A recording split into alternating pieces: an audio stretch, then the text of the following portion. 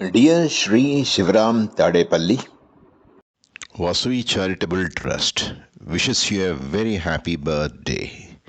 Many happy returns of the day.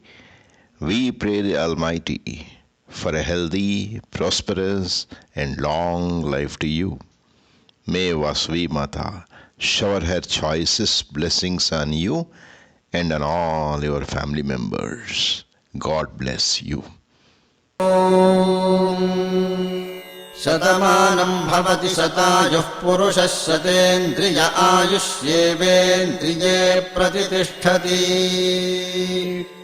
शतमानं भवति शतमानकं शतमानं भवति शतायुः शतायुर्भवति शतमानकं शतमानं भवति शतायुः शतमानमिति शतमानम् भवति शतायुः शतायुर्भवति शतायुः पुरुषः शतायुर्भवति शतायुः पुरुषः शतायुः पुरुषः शतायुः पुरुषः शतेन्द्रियः